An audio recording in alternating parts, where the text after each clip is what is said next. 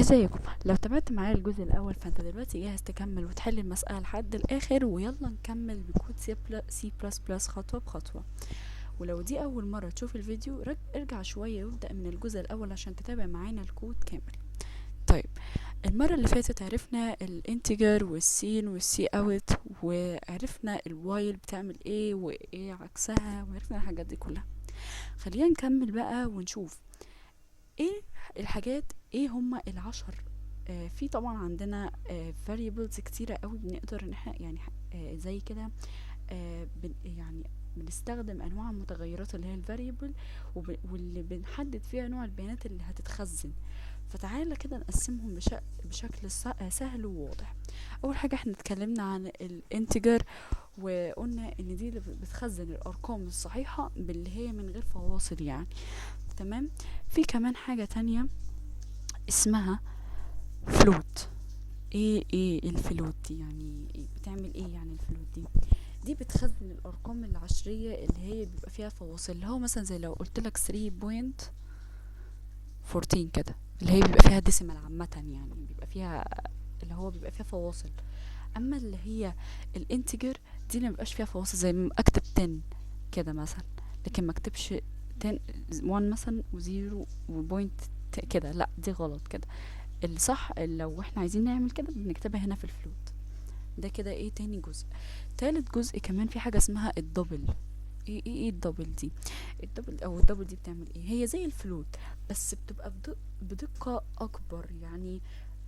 بتاخد ارقام كبيرة بتعمل يعني بيبقى فيه ارقام كبيرة اوي، مثلا زي لو كتبنا كده 3.141 9 مثلا 2 6 5 كده، ارقام كبيره بتاخد فواصل كتيره كمان.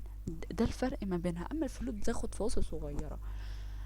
في كمان حاجه اللي هي اللي اسمها التشار، ودي اختصار كلمه كاركتر، بس لما بنيجي نكتبها في الكود بنكتب كلمه تشار، ما بنكتبش كاركتر. ودي بتبقى بتخزن حرف واحد، ما بتخزنش كلمه. في فرق ما بين الكلمه والحرف. لا، دي بتخزن حرف مثلا زي ايه، مثلا ام، بي كده، اي حروف، اي حرف. وفي حاجة اسمها البوليان، بس هي هي بتكتب بول كده، BOOL، من غير الين دي. هي زي ما بنقول بتنطق ولا تكتب، هي كده. دي بقى بتخزن قيمة من نوع صح او غلط. يعني مثلا بكتب بوليان مثلا is speed، طبعا مبقاش في مسافة غير المسافة اللي بتبقى ما بين البوليان والكلمة. لو حابين ان احنا نبقى في مسافة بنحط الخط اللي هو الاندرسكور دي. speed مثلا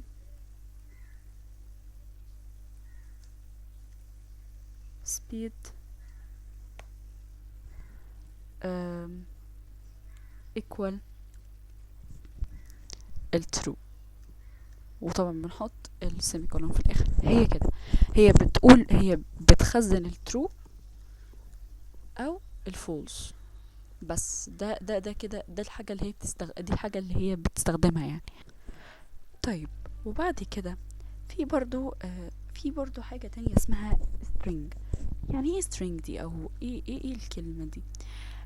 string دي بتخزن النصوص او الكلمات او الجمل. يعني بتخزن كلمات او جمل، زي مثلا string مثلا name كده، بيبقى الكود بتاعها كده equal مثلا. بنحطهم في الدبل كوتس دي، ونكتب مثلا ملك، اي حاجة، نكتب اي حاجة وبنحط السيمي كولون. هي كده. بس يبقى احنا كده عرفنا 6 حاجات من الحاجات اللي احنا ممكن نخزن فيها، زي ما اتكلمنا وقلنا ان هي يعتبر زي صندوق. تمام. يبقى احنا عرفنا الانتجر، وعرفنا الفلوت، وعرفنا الدبل، وعرفنا التشار او الكاركتر، بس احنا نكتبها تشار طبعا، وعرفنا البولين، وعرفنا السترينج. تمام. طيب، خلينا نبدأ نكمل الكود بتاعنا ونشوف هنعمل ايه بعد ما عرفنا الحاجات دي. طيب، لو نفتكر في الجزء اللي فات قال لنا ان في variables المفروض هتتخزن، اللي هي ال A وال B وال C. طب دول تفتكروا هنخزنهم في ايه؟ طبعا صح، هنخزنهم فعلا في انتجر. طيب، طب ليه ما نخزنهمش في تشار؟ يعني نقدر نقول ان هما يعني الانتجر دي برضو يعني احنا طبعا انت قلتي ان ما ينفعش يكون في فواصل، بس لو هي زي مثلا حروف زي كده، بن يعني وحاجات بقى احنا مش احنا كمان اللي مش احنا اللي بنحطها، فاحنا بنستخدم انتجر في الحالة دي. وكمان احنا مش هنخلي فيهم ما بينهم فواصل. هنعمل حاجة دلوقتي، تعالوا نشوفها، يلا بينا. انتجر، نرجع شوية كده ثانية واحدة. انتجر A وكوما B وكوما وسي والسيمي كولون. جميل جميل، حلوة قوي، حلوة جدا جدا جدا جدا، عجبتني. تمام، نكمل. هل ينفع ان انا كده اسيبها كده والاستلام زي ما عملنا في انتجر تي؟ فاكرين عملنا ايه في انتجر تي؟ فاكرين حطينا بعدها سين، هنعمل كده بالظبط. طيب ماشي، هنعمل سين ونعمل كده ونكتب ايه فاصلة بي، سوري، بي فاصلة سي. السين لما بنيجي نحط لها المساعدين دول، بيتحطوا المساعدين دول لكلمة او لحرف او لرقم، عم اي حاجة عامة خزناها في الانتجر او في اي حاجة، المساعدين دول بيتحطوا لحاجة واحدة بس. طب اعمل ايه؟ طيب انا عايزه احطهم كلهم، لان هو قال لي في سنجل لاين، يعني كلهم في سطر واحد. اعمل ايه دلوقتي؟ طيب هنشيل كده الحاجات دي وهنحط مساعدين تانيين بنفس الشكل. ايه ده بجد؟ يعني كل حاجه انا مثلا عايزه احطهم في سنجل لاين او في اللاين مع بعض كلهم، بعمل كده؟ ايوه بعمل كده. الله، طب دي فكره حلوه قوي. شفتوا؟ هي كده بالظبط. تمام، كده احنا خلصنا تاني او تالت جزء من الكود ومن الاجزاء المهمه برضو. طيب نبدا بقى في الشغل، ونبدا بقى ان احنا نكتب الكود عشان نحل المساله. تمام، هنعمل ايه دلوقتي؟ فاكرين لما قلنا انه احنا عايزين نحسب؟ عايزين نحسب فعلا. طيب تفتكروا هنعمل ايه بقى؟ طيب احنا دلوقتي عايزين نحسب الافريج اللي هو ال A وال B، هو strictly greater than C ولا لا. فعلا انا عايزه اعمل كده. تمام، فعلا انا عايزه اعمل كده. طيب هعمل ايه دلوقتي؟ انا ممكن اخزنها في فلوت وممكن اخزنها في دبل، بس تعالوا نفتكر كده، احنا ممكن نعملها في فلوت ولا نعملها في دبل؟ تفتكروا مين الاسهل؟ انا هقول طيب خلينا نشوف كده، مين هنا اكبر رقم هو ده. يعني ادي الفلوت وادي الدبل، انا حطيتهم تحت بعض عشان تفهموا الفرق. ادي الفلوت وادي الدبل. جميل، مين اكبر رقم؟ الدبل. يعني مين اللي هياخد مساحة صغيرة، او مين اللي هيعمل الكود اصغر؟ الرقم الكبير مش الرقم الصغير. غريبة دي، هي غريبة، بس خلينا نشوف كده الفرق. لو احنا عملنا الفلوت مثلا، احنا دلوقتي هنعمل فلوت اهو، فلوت. جميل. وهسميها مثلا average، او مثلا ممكن نختصر نخليها EVG 1 كده مثلا، ويساوي اقواس A بلس البي. هنعمل بقى ايه علامة الديفايدد اللي هي ايه دي 2. هي خلصت؟ لا ما خلصتش، هنعمل فلوت كمان. ثانية واحدة سوري، اهو هنعمل كمان فلوت اهو، ونكتب average، بس هنكتب المرة دي 2، ونعمل equal، ونعمل اقواس، ونعمل A، لا سوري B بلس C divided 2. ايه ده؟ دي طويلة قوي، طويلة جدا كمان. هي مش طويلة بس، لا دي طويلة جدا كمان. شفتوا الفرق ما بين الفلوت؟ خلينا بقى نعمل الدبل، يلا بينا نعمل الدبل. خلينا نمسح بس الكلام ده وبعد كده نعمل الدبل. طيب مسحنا الفلوت، يلا بينا نعمل الدبل. يلا هنكتب كلمة دبل اهو، انتر، وهعمل، بصوا بقى ركزوا بقى كويس جدا في اللي انا هعمله دلوقتي. طيب هعمل دلوقتي بقى هنعمل كده بعد ما كتبنا الدبل، هنكتب average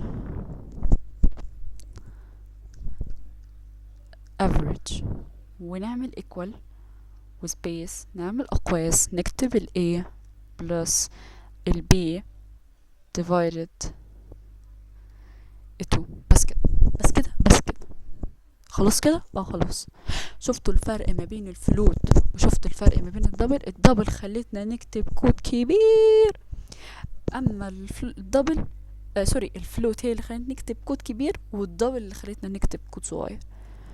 خلت المسافة تبقى اصغر من اصغر غير يعني الدبل خلت المسافة اصغر، اما الفلوت هي اللي خلت المسافة كبيرة، وكان هياخد مننا شوية وقت. حلو كده، احنا خلصنا يعتبر رابع جزء. هنحط طبعا السيمي كولون وخلاص. تمام تمام. دلوقتي بقى لو انا عايزة آه دلوقتي بقى لو انا عايزة ان انا اعمل ان انا مثلا باجي مثلا، خلينا نقول مثال. لو انا دلوقتي زي ما قلنا ان هو عايزنا نقول يس او نو، لو دي كانت افريج ولا لا، وكانت هتبقى strictly ولا لا وكده، كان عايزنا نقول ايه يس او نو. فده هعمله ازاي؟ هو مثلا دلوقتي قال لي خلينا نقول مثال كده في الحياة الطبيعية. دلوقتي انا جيت قلت لك انا عايزاك تروح السوبر ماركت ده وتجيب لي من هناك مش مثلا كيس شيبسي، ولو ما لقيتش في المحل ده روح المحل التاني. طب ده هنعملها ازاي؟ في حاجة اسمها if condition او if، بس كده if. يعني ايه if؟ if دي معناها لو، او مثلا if دي اللي هو يعني معناها لو. سوري، الاف الوايل عكسها، مش عكسها الاف، عكسها الفور. معلش هي بتلخبط شويه. الوايل عكسها الفور، اما الاف عكسها else. او يعني اللي هو مثلا دلوقتي انا قلت لك if مثلا see out yes و end line، بعد كده قلت لك else see out no. طب يعني ايه؟ برضو مش فاهمه. if دي لو معناها لو مثلا ال average strictly greater than، يبقى هعمل يطلع لي yes، و else لو ما كانش strictly هعمل no. طب ده هيتعمل ازاي بقى في الكود؟ يلا بينا هنعمل كده if، وهعمل قوس وهكتب فيه ان الافريج strictly، قلنا علامة strictly كده، وبعد كده هكتب C بس، واحط القوس الكيرلي مش السيمي كولون، وهنزل كده بانتر واكتب سي اوت. يعني ايه سي اوت؟ قلنا المره اللي فاتت سي اوت دي احنا هناخد كلمه اللغه اسمها ايه؟ سي بلس بلس. هنشيل البلس بلس وناخد السي. ويعني ايه كلمه اوت؟ يخرج او يطلع بره مثلا. فهي دي معناها كده، يبقى نحطهم على بعض يبقى سي اوت.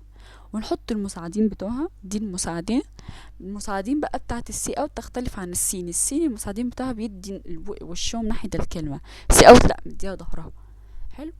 وهنحط الدبل كوتس دي لو احنا عايزين انه يطبع كلمه، وهكتب يس، وبعد كده اعمل المساعدين التانيين واكتب اند لاين زي ما اتفقنا.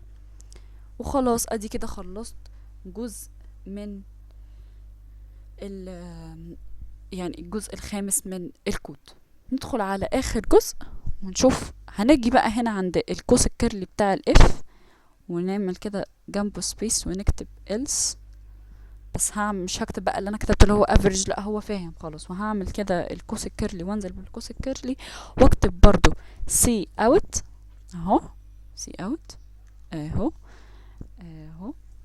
no. هكتب المرة دي بقى no مش yes. وهعمل كده end line واقفلها بالسيمي كولون. كده انا خلصت الكود بتاعي. خلصت الكود بتاعي ده كده شكل الكود بعد ما خلصنا خلاص. يعني انا كده خلصت الكود. خلينا بقى نجرب ونشوف لو هيعمل فعلا ولا لا. طيب هنعمل بقى منين؟ هيجي كده، هننزل كده تحت وهنلاقي كده كلمة run نشغله.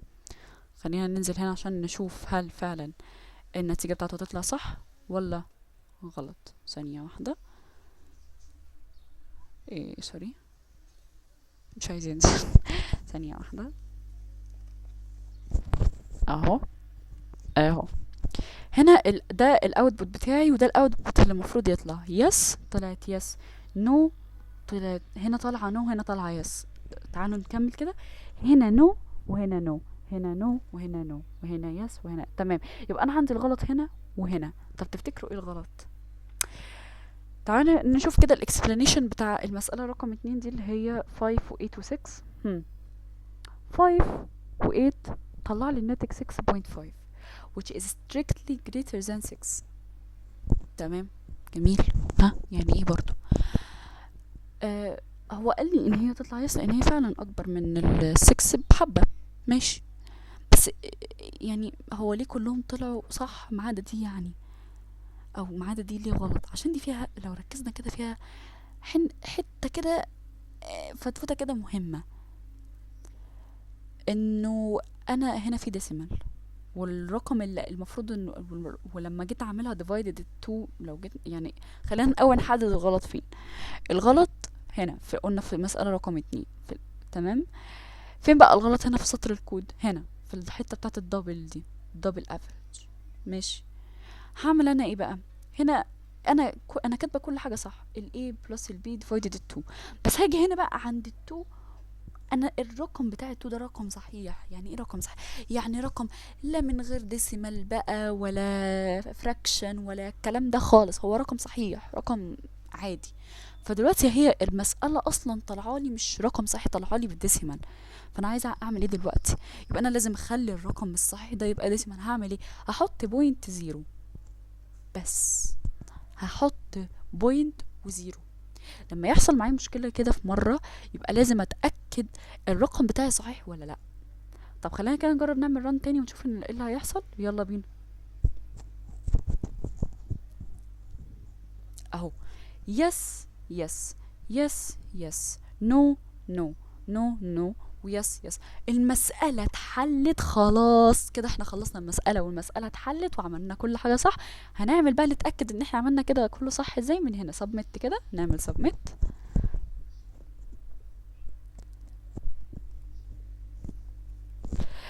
ماشي.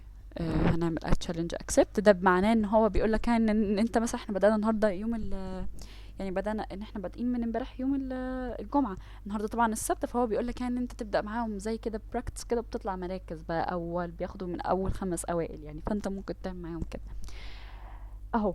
excellent work. وقال لي انه انا جبت 100% وان انا حليت المسألة كده صح. كده انا حليت المسألة وفهمت الفكرة بتاعت المسألة خلاص، وعرفت التركات اللي كانت فيها. لو قابلنا رقم مثلا هو عايز هنا رقم هو هنا الرقم صحيح لكن هنا بديسيمال، فاحنا لازم نخلي رقمين هنا عشان نحل المشكلة دي. لازم نخلي هنا الرقم يتوافق ما بين اللي هو يبقى ديسيمال وفي نفس الوقت يكون رقم صحيح عادي. وبالفعل حلينا المشكلة دي وشفنا النتيجة، وادي الحمد لله حلينا المسألة الأولانية صح. ودلوقتي لو وصلت لحد هنا فانت قطعت خطوة مهمة في طريقك كمبرمج. ما تنساش تشترك بقى في القناة وتفعل الجرس عشان تكمل معانا رحلة البرمجة خطوة بخطوة. دي كانت خطوة بسيطة في سي بلس بلس ولسه اللي جاي أقوى. اشترك علشان تتابع الجديد ويلا نكمل سوا. باي باي.